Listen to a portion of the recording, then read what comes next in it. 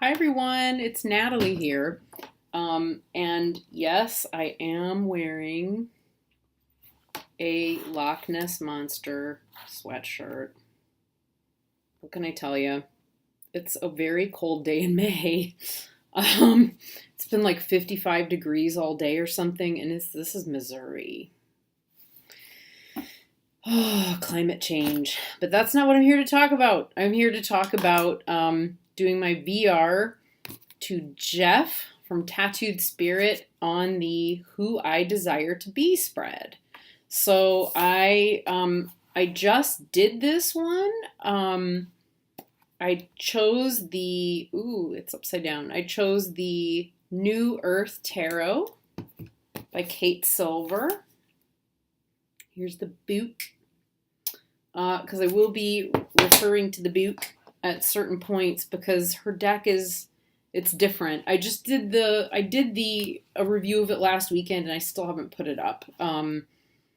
It was way too long, so I've just been like cutting, just chipping away. Because as you can see, I can talk and talk and talk and talk and talk. So I'm going to stop talking and get to the cards. So this deck really, or this spread really took me by surprise. A lot of factors in here that I did not expect to have happen or come up. So the cards 1 and 2 are for the current situation. So this deck likes to spit cards. It's chatty. And a lot of decks like to talk to me that way. But this one spat out the Man of Swords first. As current situation, which I thought was really interesting. And so as I put him down and went to pull a second card for that position, or, in order of like how you do it, it doesn't look like it's a spread so much as just a series. So, anyway, I held on to the man, and this is important for a reason. And what came out was the Four of Cups. And I love the way she's depicted the Four of Cups here because, it's icy. Something's closed off, something's frozen. The water, it's hard. It's not open. It's not flowing. It's not fluid. That is exactly how I feel. So, like, if this is the current situation, I feel like if this were, a rectangular deck, this would be crossing it. You know what I mean? Because it's like I can't quite fully access all of this all the time. And, the swords and cups together, I think, are so interesting because they work together so much. If something in your heart is closed off or frozen, you're going to see a reflection of it in the mind. Where the mind is open and free and fluid and centered, you're going to see that in your emotions. And so it's interesting because the cups and swords become really dominant in this reading, which is so fascinating. So interesting. Okay. So, what I did was I took these two cards and I shuffled them back into the deck and asked the next question. So, card 3 is what I hope for or what I need to give myself permission to change. Okay. So I shuffled them all, shuffled, and then a card got spat out at me again, and lo and behold, it was again the Man of Swords. So instead of reading it as kind of like, okay, so she's portraying this is still a new deck to me. She's portraying Man of Swords as like a yogi on a mountain. I thought I should really probably just read what she says about Man of Swords since it's come up. He's in here twice. I don't know if that's supposed to be part of this spread, but it's the way I ended up reading is how it came out. Okay, because I put all the cards back in before I shuffled for the next position. Come on, Man of Swords, where did you go? Okay, so what she says,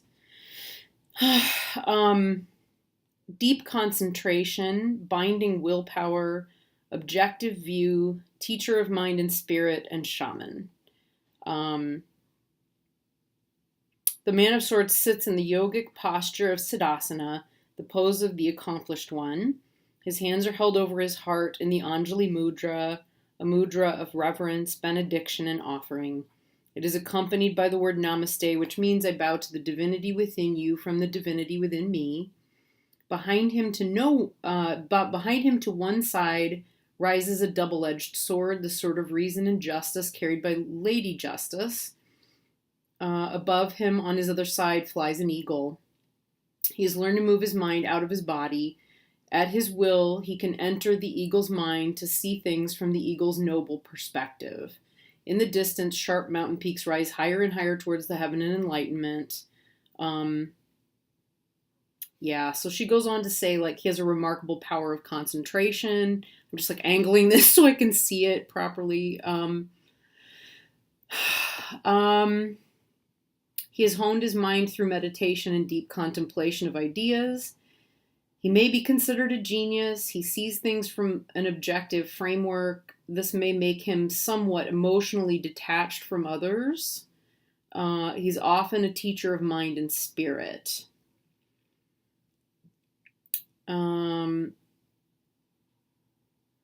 Wow. Yeah. So because of the deep study of mind and of will over mind, he has to be careful of being tempted to use his mental powers to control less practiced persons around him. There is always the trap of the teacher who falls into the negative use of his own powers and becomes the misleading guru who takes advantage of his students by bending them to his will for his own benefit. Wow.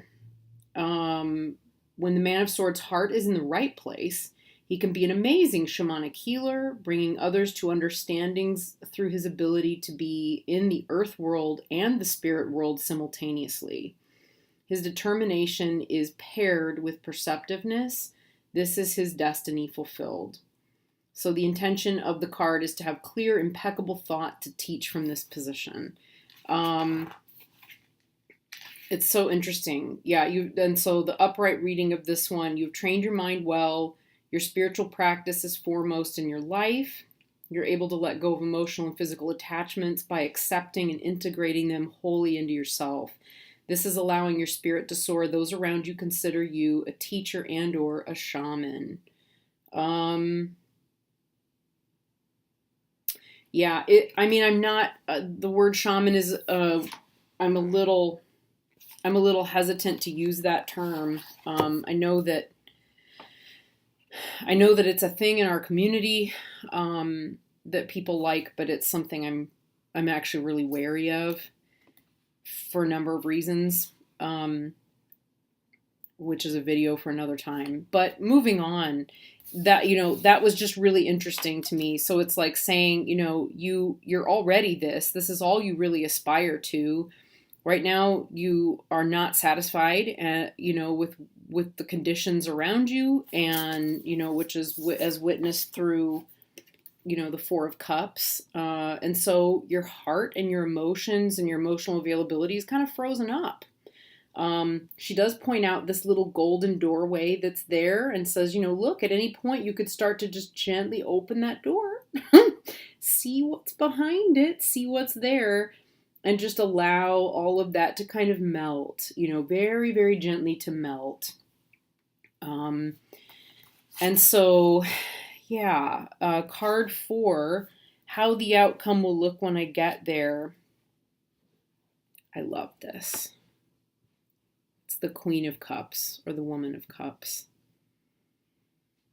Which to me always represents just profound, emotional fluidity, availability, flowing compassion, loving kindness, tremendous gentleness, etc. So I love that so much. And yeah, when I am in that place, that is how it feels, and that is how it looks.